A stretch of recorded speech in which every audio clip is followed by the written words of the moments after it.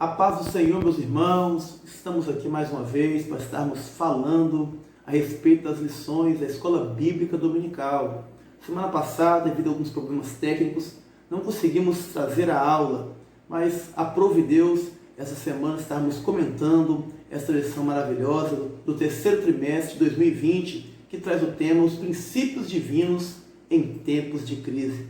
Nos acompanhe, comente, compartilhe e seja um abençoador deste projeto de falarmos da Palavra de Deus.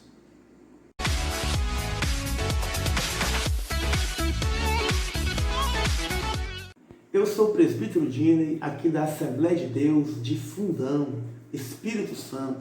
Meu pastor-presidente é o pastor Jeter de Abreu Ramos. E nesta aula estaremos comentando a lição número 8, que traz por tema: as causas da desunião devem ser eliminadas. O texto áureo está dizendo assim: ó quão bom e quão suave é que os irmãos vivam em união. Salmo de número 133, verso 1. A verdade prática diz: a união é uma força indispensável para a igreja.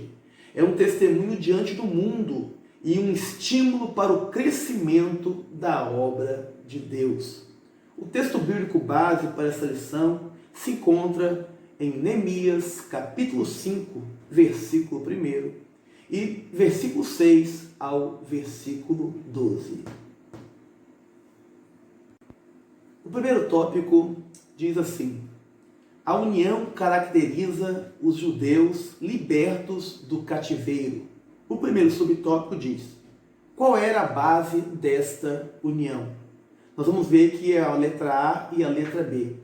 E vamos estar aprendendo neste tópico, neste primeiro subtópico, que o que estava unindo aquele povo, o que trazia união àquele povo, eram algumas coisas que faziam sentido para que eles permanecessem juntos. Dentre elas era que todos eram do mesmo povo. Não havia mistura, como aprendemos na aula passada, que não houve mistura naquele povo, porque para voltar foi feito ali, observado as genealogias, para que realmente pudessem considerar e ver que cada um pertencia ao povo judeu, para que não voltassem, não viessem junto com eles, povos misturados. Vemos também que todos eles confessavam a mesma fé. Não havia ali, dentre eles, pessoas que adoravam a outros deuses, mas todos adoravam ao Senhor dos Exércitos, ao Deus de Israel. Serviam somente a Ele. Por isso, a recusa de não aceitar a mistura com os samaritanos, para que não houvesse mistura de religião, mistura de credo no meio do povo de Deus. Vemos também que havia ali algo interessante, que é que todos eles se esforçaram para levantar o altar. Todos eles se esforçaram juntos para estar ali reconstruindo o templo. Então, juntos levantaram o altar, foi uma das primeiras coisas que fizeram.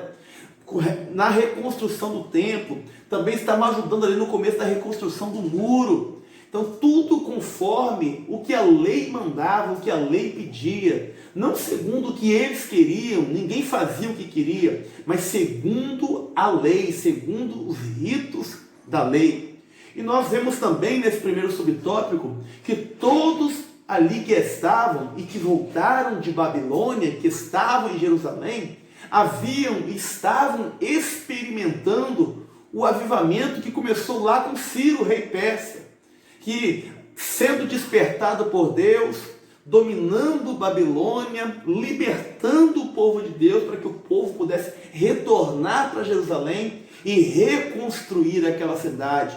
Um avivamento que começou num rei que não servia a Deus, mas através deste avivamento, desse despertamento, o povo de Deus também se despertou e a obra de Deus veio a crescer, a cidade foi reedificada e houve um avivamento no meio do povo de Deus, que adorou e exaltou a Deus por cumprir a sua palavra. O segundo subtópico diz assim: esta união entre os judeus simboliza a união que deve haver na igreja de Deus. E quando nós falamos de união, nós falamos também de comunhão, koinonia, e é ter tudo em comum. Era a base da igreja primitiva. Eles tinham tudo em comum. Ninguém se achava mais do que ninguém. E nós vemos isso em Atos, capítulo 2, versículo 44, que diz: todos os que criam estavam juntos e tinham tudo em comum. Glória a Deus. O versículo 46 também fala algo interessante. E perseverando unânimes todos os dias no templo, e partindo pão em casa, comiam juntos com alegria e singeleza de coração. Então, aprendemos que o povo tinha união, tinha comunhão. E essa era a base ali do povo judeu. Eles tinham tudo em comum. Tinha uma comunhão.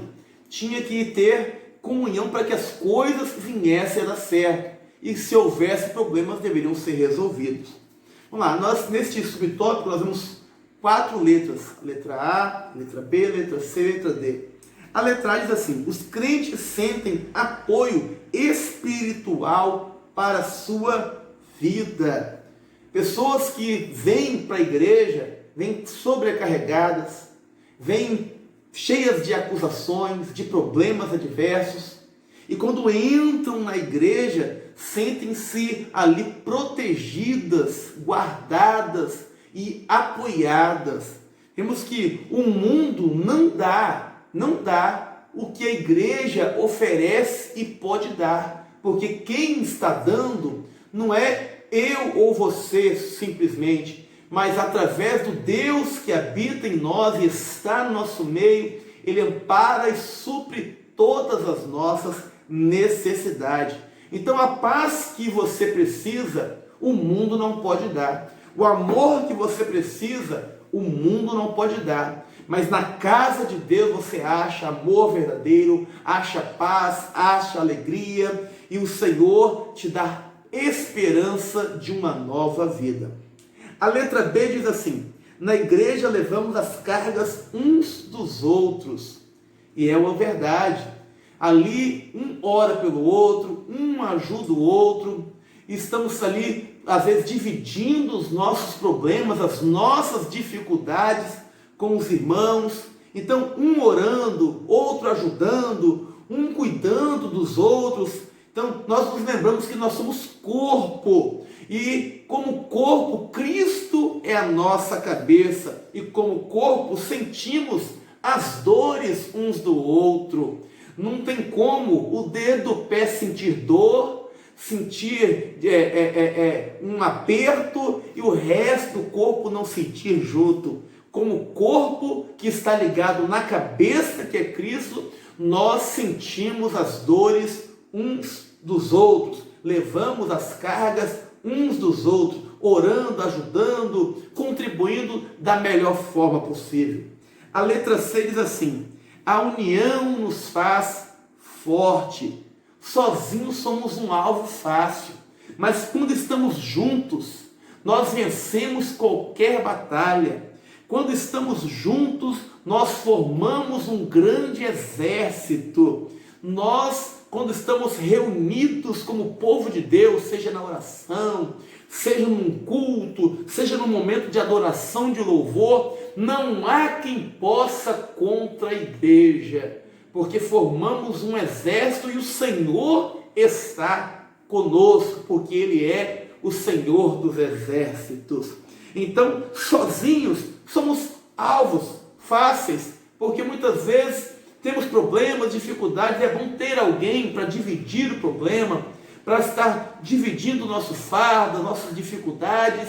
Mas quando estamos entre irmãos, dividimos o problema, temos alguém para contar as nossas dificuldades, para orar por nós, para estarmos juntos e reunidos, aí sendo bênção na obra de Deus, na casa de Deus. E a letra D que diz: uma igreja que vive em união tem um testemunho maravilhoso. Irmãos, com a nossa união, ou através da nossa união, o mundo verá que Cristo, a nossa paz, está no nosso meio. Como podemos dizer que Cristo, ou que temos paz, sendo que vivemos em desunião? Como podemos pregar para o mundo a verdadeira paz, se nem entre nós temos união, temos paz?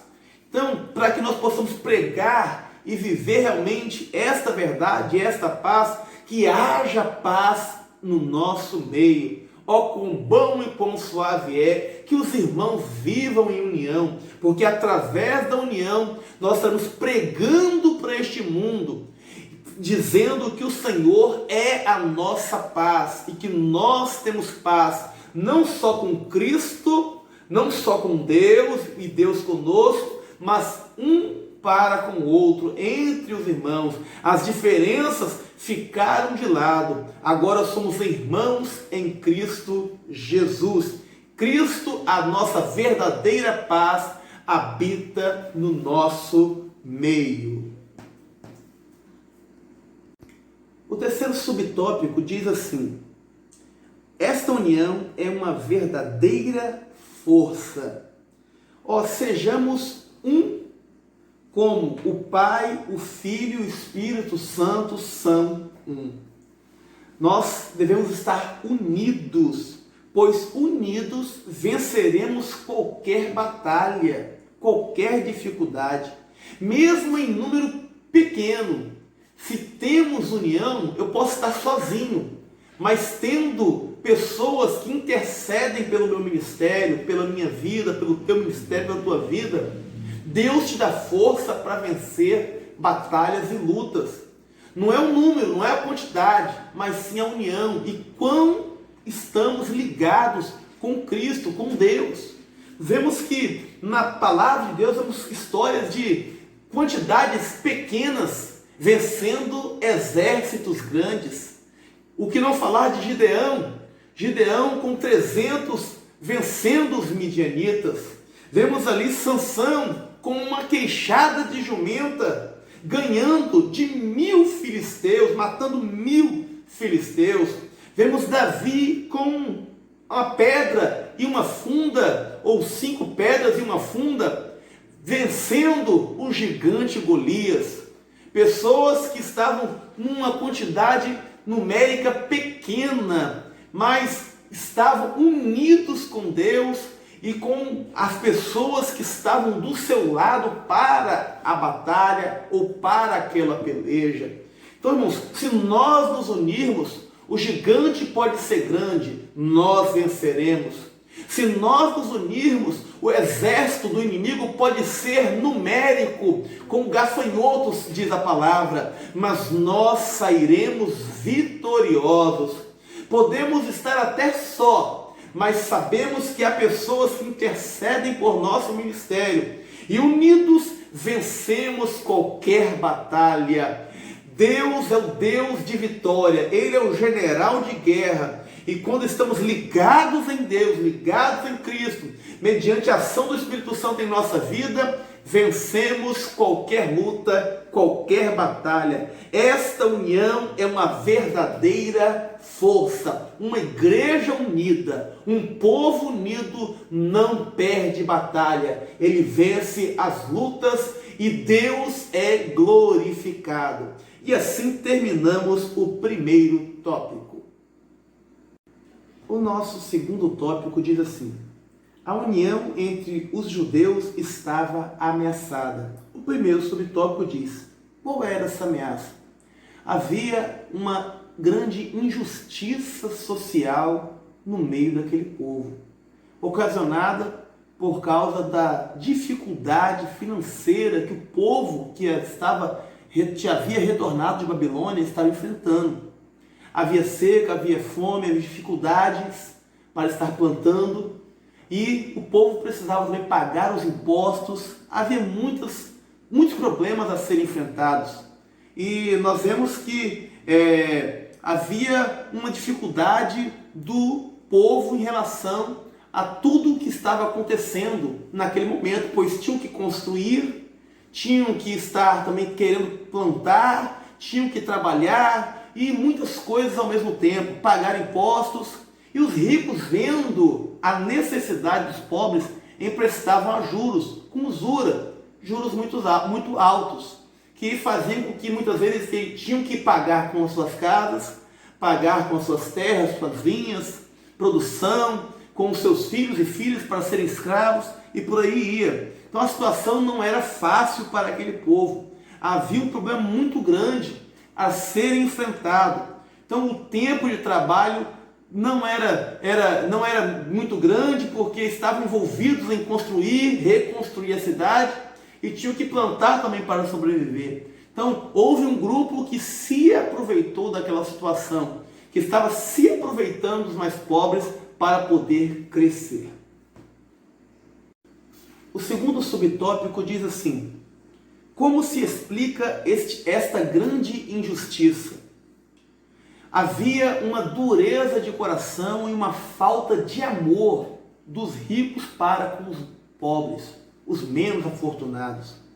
Não consideravam os seus irmãos como iguais, mas os ricos se achavam superiores e se aproveitavam da situação de miséria de que estavam enfrentando, retornando de Babilônia, o povo sem condições, porque tinha que reconstruir a cidade, tinha que estar plantando, cultivando, tinha que estar trabalhando constantemente ali, preocupado com invasões, com ladrões e tantas outras coisas.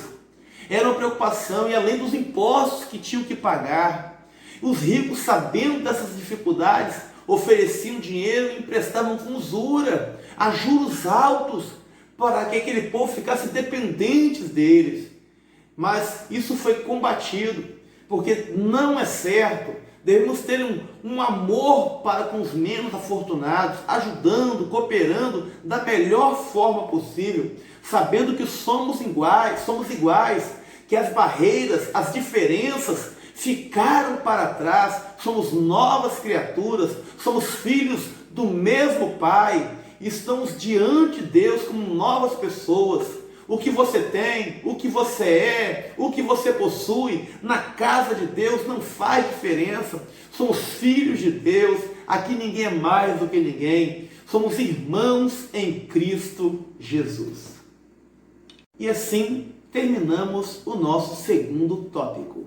O terceiro tópico diz assim: Neemias solucionou o problema. O primeiro subtópico diz: Neemias convocou um grande ajuntamento. Neemias convoca agora os nobres, os ricos, magistrados. Primeiro conversa com ele a respeito daquele negócio, convoca depois o povo. E a palavra de Neemias foi muito esclarecedora e enfática a respeito daquela situação, porque realmente estavam oprimindo os mais pobres. Então, Neemias agora fala uma palavra interessante a respeito de tudo aquilo. Por que tornar a escravizar aqueles a quem Deus havia liberto? Olha só, aquele povo estava praticamente escravo em Babilônia, e Deus agora os traz de volta, e após aquela liberdade concedida por Deus, agora os próprios irmãos agora tornam a escravizar os seus compatriotas. Isso foi inaceitável, cobrando juros, tomando terras, tomando propriedades, escravizando filhos e filhas. Isso não é papel de servo de Deus. Então, lançando um jugo pesado sobre quem Deus havia tirado o jugo, lançando algemas sobre quem Deus havia cortado e quebrado algemas. Então, irmãos, que nós possamos aprender isso e ter uma vida de paz, sabendo que nós outrora éramos escravos, mas agora Deus nos libertou. Então não colocamos peso nem sobrecarga sobre ninguém, porque o nosso peso, o nosso jugo, as nossas amarras foram desatadas, foram tiradas quando nós aceitamos a fé e deixamos Cristo entrar em nosso coração. Da mesma maneira, aquele povo que estava cativo ali em Babilônia, agora retornando, livre para para a sua terra não podia voltar a estar debaixo de um jugo de escravidão. E Neemias traz uma palavra que foi enfática para os magistrados, para os ricos, para os nobres, para aqueles que estavam ali emprestando, dando dinheiro a preços altos para aquele povo. O segundo subtópico diz: Neemias fez uma proposta conciliadora.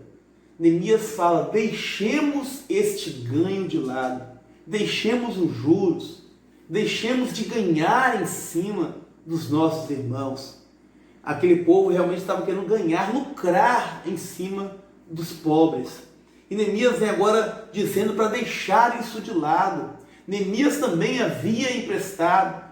E agora ele faz a proposta, dá o exemplo, para que não fosse cobrado juros daqueles irmãos que estavam passando por dificuldades. Ele fala: vamos devolver tudo, casas, terras, aqueles que estavam ali sendo escravos, e não cobrar juros. Deixe este povo quieto, deixe-os em paz. Irmãos, Neemias toma a iniciativa e dá o exemplo. O líder tem que ser o exemplo. O líder não pode ter o que se envergonhar, nem do que ser acusado. E como líder daquele povo, Neemias é o primeiro a dar o exemplo. Não vamos cobrar juros, vamos emprestar, vamos ajudá-los. Não vamos aproveitar o momento que estão passando. E quantas pessoas são assim? Aproveitam o momento de desespero que alguém está passando, e às vezes compram casas, compram bens das pessoas, no momento em que a pessoa está com muita dificuldade, e às vezes compram um preço muito pequeno, um preço que não é o preço real, aproveitando do desespero daquela pessoa. Meu irmão, isso está errado, não faça isso. Não aproveite do desespero do teu irmão ou de qualquer outra pessoa. Nós somos servos do Senhor, mas Deus tem para nos dar. Ele é poderoso, Ele é riquíssimo, Ele tem muito a te abençoar. Não necessitamos estar crescendo em cima dos outros, não, dos nossos irmãos também não. Porque, irmãos, nós já viemos da escravidão do pecado, do jugo pesado, mas agora estamos livres porque o Senhor nos libertou. Então, que nós façamos como Neemias, dando exemplo. Não vamos estar aí passando por cima das coisas, nem pesando a ninguém. Lembrando que, irmão, emprestar cobrando juro é pecado, é crime. Tá? No nosso país, só quem pode emprestar dinheiro a juros são bancos e financeiras. Nós não temos esta liberdade para fazer isso, de sermos agiota. Agiotagem é crime. Não faça isso. Cuidado, porque você pode ser denunciado e passar vergonha. Que o Senhor Jesus nos oriente. E fique tranquilo, mais Deus tem para te dar. Terceiro subtópico diz assim: a proposta de Neemias foi acatada. As palavras de Neemias foram, como disse, esclarecedoras e foram regadas com o poder e autoridade de Deus, fazendo com que os magistrados, os ricos, os nobres, viessem a ceder e acatar aquela proposta de Neemias. E eles agora, junto com Neemias, diante do sacerdote, agora juraram que deixariam aquele povo em paz, que não cobrariam mais juros. Olha só que interessante, irmão. Quando o líder fala com autoridade, usado por Deus, o povo se quebranta, o povo volta atrás nos seus pecados e erros, se arrependendo, pedindo perdão, fazendo com que as coisas certas aconteçam. Neemias ali não falou simplesmente por falar, falou com a autoridade que Deus havia lhe dado como líder daquele povo, e com a autoridade que ele tinha, ele conseguiu fazer com que aquele povo viesse a se arrepender e viesse voltar atrás daquelas ações maléficas para toda aquela nação. E assim terminamos o nosso terceiro tópico. O quarto tópico diz assim: a paz voltou a reinar entre os judeus. O primeiro subtópico diz: surgindo um problema entre os irmãos, deve logo ser tratado com muita diligência. Irmãos, para o bom andamento da obra, cabe ao líder, cabe quem está na frente daquela obra, ter sensibilidade, discernimento, empatia, imparcialidade, justiça e principalmente autoridade para resolver os conflitos que surgem. Somos um povo e temos diferenças de opiniões, temos diferenças do que pensamos, de pensamento e por aí vai. E volta e meia, um discorda, outro concorda e sem querer às vezes formam-se grupos e cabe ao líder ter ali a palavra certa, ter autoridade, ser imparcial, ouvir os dois lados e ali resolver os problemas com carinho, com amor, para que ninguém se perca, para que a obra de Deus cresça, para que haja paz no nosso meio, para que nós possamos ser um povo diferente, um povo escolhido por Deus. Neemias, nesse sentido, era um líder de exemplo, mesmo com tantos problemas que estava enfrentando, construção, os samaritanos ali, com acomodações, problemas adversos. Quando veio o problema, aquele clamor das mulheres ali a respeito do que estava acontecendo, ele não tratou asperamente, nem com brutalidade, pelo contrário, ele ouviu o problema e com a autoridade de Deus trouxe a solução para aquele povo. Que nós possamos fazer a mesma coisa, mesmo que estejamos com dificuldades, você no seu departamento, você à frente da igreja, lembre-se disso, não haja precipitadamente, lembre-se, seja calmo, tranquilo, imparcial, sensível, tenha discernimento de Deus, empatia por quem te traz os problemas, com justiça e autoridade de Deus, resolva qualquer dificuldade que venha aparecer, em nome de Jesus. O segundo subtópico diz assim: problemas que prejudicam a união entre os irmãos devem ser tratados com muito carinho.